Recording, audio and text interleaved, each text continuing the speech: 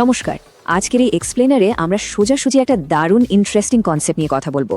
ধরুন, জাপানের প্রাচীন মানসিক শৃঙ্খলা আর আধুনিক ভারতের ইনভেস্টমেন্ট টুলস, এই দুটোকে যদি একসাথে মিলিয়ে দেওয়া যায় তাহলে কেমন হবে? হ্যাঁ, ঠিকই শুনেছেন।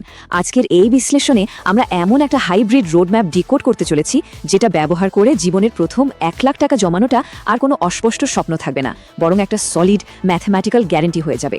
চলুন সরাসরি শুরু করা যাক। স্ক্রিনের এই নাম্বারটা একবার খেয়াল করুন, 70%।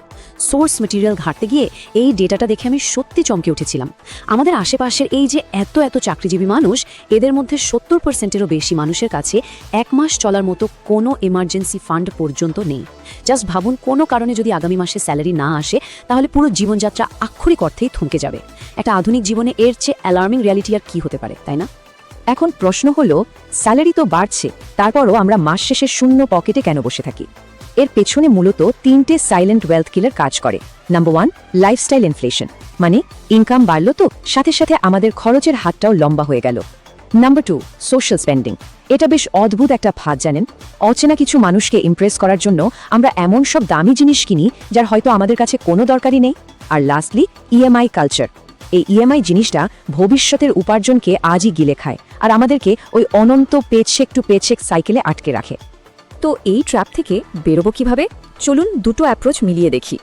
আমাদের টিপিক্যাল সিস্টেমটা কি? আগে মন খুলে খরচ করো, তারপর মাস শেষে যা বাঁচবে সেটা সেভিংস। কিন্তু রিয়ালিটি হলো, এইভাবে চললে দিন শেষে আর কানাকড়িও বাঁচে না। ঠিক এখানে আসে Japanese system, pay yourself first, বা আগে নিজেকে পেমেন্ট করুন। মানে স্যালারি ঢোকা মাত্রই সবার আগে নিজের ফিউচারের জন্য একটা অংশ সরিয়ে ফেলুন, তারপর যা থাকবে সেটা দিয়ে মাসের বাকি খরচ চালান। সিম্পল, কিন্তু একটা রিয়েল গেম চেঞ্জার। জাপানিরা যে এতটা ডিসিপ্লিনড, তার পেছনে একটা বিশাল কালচারাল ফ্যাক্টর আছে। সেটা হলো হাজি, যার মানে হচ্ছে লজ্জা। তবে এটা সাধারণ কোনো লজ্জা নয়। সামর্থ্যের বাইরে গিয়ে ধার দেনা করে শো অফ করাটা তাদের কালচারের চরম আর্থিক দায়িত্বহীনতা এবং গভীর সামাজিক লজ্জা হিসাবে দেখা হয়। একবার ভাবুন তো, আমাদের সোসাইটিতে যদি ইএমআইতে দামি ফোন কেনাটাকে স্মার্টনেসের বদলে লজ্জার চোখে দেখা হতো, তাহলে কি আমরা এমনিতে আর্থিকভাবে অনেক বেশি রেসপন্সিবল হতাম না? এর সাথেই যুক্ত হয় আর একটা দারুণ ফিলসফি, ইকিগাই। সোজা কথায়, জীবনের বেঁচে থাকার আসল উদ্দেশ্য। আচ্ছা, আগামী মাসের ইএমআই বা বাড়ি ভাড়া কোথা থেকে আসবে, এটা নিয়ে যদি 24 ঘন্টা টেনশনে থাকতে হয়, তাহলে নিজের প্যাশন নিয়ে কাজ করার সময় কোথায়?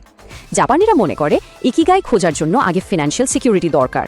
তাই তাদের কাছে টাকা জমানো মানে কোনো স্যাক্রিফাইস বা কষ্ট নয়, বরং নিজের একটা মিনিংফুল লাইফ সেট আপ করার সবচেয়ে জরুরি একটা স্টেপ। এই পুরো ফিলসফিটাকে একটা প্র্যাকটিক্যাল রূপ দিতে 1904 সালে জাপানে কাকেবো নামের একটা বাজেটিং সিস্টেম তৈরি হয়। হানি মোতোকো নামের এক জার্নালিস্ট এটি উদ্ভাবন করেন। এই 120 বছরের পুরনো মেথডটা এতটাই পাওয়ারফুল যে ঐতিহাসিকভাবে এটা ব্যবহার করে বহু পরিবার তাদের ইনকামের 35% পর্যন্ত সেভ করতে পেরেছে। জাস্ট 4টি সিম্পল স্টেপ: মাসের শুরুতে মোট টাকার হিসেব করা, সেভিংসের টার্গেট ফিক্স করা, খরচের ক্যাটাগরি বানানো আর মাস শেষে সেটা রিভিউ করা। That's it. কাইবরের সবচেয়ে ইন্টারেস্টিং পার্ট হলো এর খরচ ট্র্যাক করার ধরন। এরা সমস্ত খরচকে জাস্ট 4টে ভাগে ফেলে দেয়: সার্ভাইভাল বা যা একদমই দরকার, অপশনাল মানে যেগুলো জাস্ট আমাদের ইচ্ছা, কালচার বা এক্সপিরিয়েন্স, আর লাস্ট হলো এক্সট্রা বা অপ্রত্যাশিত খরচ। আমরা যদি এইভাবে ট্র্যাক করি, তাহলে খুব সহজেই চোখে পড়বে যে আমাদের কষ্টার্জিত টাকাগুলো ঠিক কোন জায়গা দিয়ে লিক করছে। বিশেষ করে ওই অপশনাল ক্যাটাগরিটাতেই সবচেয়ে বড় লুপ হোল লুকিয়ে থাকে। একটু খেয়াল করলেই যেটা বন্ধ করা যায়। এত সব ডিসিপ্লিনের আসল টার্গেটটা কি? টার্গেট হলো আমাদের জীবনের প্রথম 1 লাখ টাকার মাইল ফলকটা অ্যাচিভ করা। সাইকোলজিক্যালি দেখলে 0 থেকে এই ফার্স্ট 1 লাখ জমানোটা পাহাড়ের সবচেয়ে খাড়া অংশটায় ওঠার মতো কঠিন। কিন্তু ট্রাস্ট মি, একবার এই চূড়াটা ছুঁতে পারলে আপনার মধ্যে এমন একটা কনফিডেন্স বিল্ড করবে যে এরপরের পথটা জাস্ট নিজের মোমেন্টামেই চলতে থাকবে। এখন সবচেয়ে বড় প্রশ্ন, জমানো টাকাটা রাখবো কোথায়? অনেকেই রাতারাতি বড়লোক হতে গিয়ে ফিউচার্স অ্যান্ড অপশনস বা এফএনও এর দিকে ছোটেন। কিন্তু সেবির এই রিপোর্টটা দেখুন, এফএনওতে ট্রেড করা 10 জনের মধ্যে 9 জনই তাদের সর্বস্ব হারান। হ্যাঁ, 90% ফেলিয়ার রেট। এটা একেবারে চোখে আঙুল দিয়ে দেখিয়ে দেয় যে শর্টকাটে টাকা বানানোর এই স্পেকুলেশন বা জুয়া খেলাটা কতটা ডেঞ্জারাস হতে পারে। আর এই স্পেকুলেটিভ ট্রেডিংয়ের সবচেয়ে ট্র্যাজিক পার্টটা জানেন? একজন ট্রেডারের বার্ষিক গড় লস হলো 1.1 লাখ টাকা। মানে জাস্ট ভাবুন, ঠিক যে অ্যামাউন্টটা একটু একটু করে জমিয়ে একটা শক্ত ভিত তৈরি করার জন্য আমরা এত স্ট্রাগল করছি, ঠিক সেই পরিমাণ টাকাটাই মানুষ আবেটের বসে জুয়া খেলতে গিয়ে 1 বছরেই হাওয়ায় উড়িয়ে দিচ্ছে। It's a complete disaster. তাহলে উপায়? কোথায় রাখবো টাকা? ট্রেডিশনাল ফিক্সড ডিপোজিটের কথা ভাবছেন? সে তো আরেক ট্র্যাপ। এফডিতে আপনি পাবেন ৬-৭% রিটার্ন, আর এদিকে ইনফ্লেশন বা মূল্যস্ফীতি ও চলছে ওই ৬-৭% রেটেই, মানে রিয়েল গ্রোথ একেবারে জিরো। এর বদলে সিস্টেম্যাটিক ইনভেস্টমেন্ট প্ল্যান বা এসআইপির কথা ভেবে দেখুন। এটা একদম অটোমেটেড, কনসিস্টেন্ট আর লং টার্মে ইকুইটি কম্পাউন্ডিংয়ের মাধ্যমে ইনফ্লেশনকে বিট করে আসল ওয়েলথ ক্রিয়েট করতে এসআইপি। আর ইনভেস্টমেন্টের দুনিয়ায় সবচেয়ে দামি জিনিস কি জানেন? সময়। দেরিতে শুরু করার কস্ট যে কতটা হিউজ হতে পারে তা ভাবলে অবাক হতে হয়। ধরুন দুজন ব্যক্তি প্রতি মাসে মাত্র ৩,০০০ টাকা করে এসআইপি শুরু করলেন, কিন্তু একজন অন্যজনের চেয়ে জাস্ট ১০ বছর আগে শুরু করেছেন। জানেন রেজাল্ট কি? ওই ১০ বছর আগে শুরু করা ব্যক্তি কম্পাউন্ডিংয়ের ম্যাজিকে দিন শেষে অন্যজনের চেয়ে ৩ গুণেরও বেশি টাকা নিয়ে রিটায়ার করবেন। হিয়ার টাইম ইজ লিটারালি মানি। একটা খুব ইন্টারেস্টিং ব্যাপার লক্ষ্য করেছেন? ইন্ডিয়া আর জাপান কালচারালি এত আলাদা হলেও ওয়েলথ ক্রিয়েশনের বেসিক প্রিন্সিপাল কিন্তু সেম। জাপানের নিসা অ্যাকাউন্ট বলুন আর ভারতের এসআইপি, দুটো কনসেপ্টের কোর আইডিয়া একটাই, ইমোশনলেস, অটোমেটেড এবং লং টার্ম সিস্টেমের উপর চোখ বন্ধ করে ভরসা করা। সত্যি বলতে কি, ওয়েলথ বিল্ড করার জন্য এই কনসিস্টেন্সির চেয়ে বেটার কোনো উপায় আজ পর্যন্ত আবিষ্কার হয়নি। অবশ্য মার্কেট ক্র্যাশ করলে ভয় পাওয়াটা খুবই স্বাভাবিক, কিন্তু জাপানের হিস্টোরিক নিকেই 2-5 মার্কেট সাইকেল আমাদের একটা দারুণ লেসন দেয়। ১৯৮৯ সালে ওদের মার্কেট একদম পিকে ছিল, এরপর ভয়াবহ ক্র্যাশ করে এবং ২০২৪ সালে এসে মার্কেট আবার পুরোপুরি রিকভার করেছে। এই লম্বা হিস্ট্রি আমাদের একটাই জিনিস প্রমাণ করে, মার্কেট যতই নিচে নামুক না কেন, প্যানিক করে সব বেচে দেওয়ার বদলে যদি পেশেন্স রেখে হোল্ড করা যায়, তাহলে লং রানে মার্কেট আপনাকে রিওয়ার্ড করবেই ফর শিওর। সো এতক্ষণের পুরো আলোচনা থেকে আমরা কিন্তু একটা দারুণ full proof 3 step hybrid system পেয়ে গেলাম।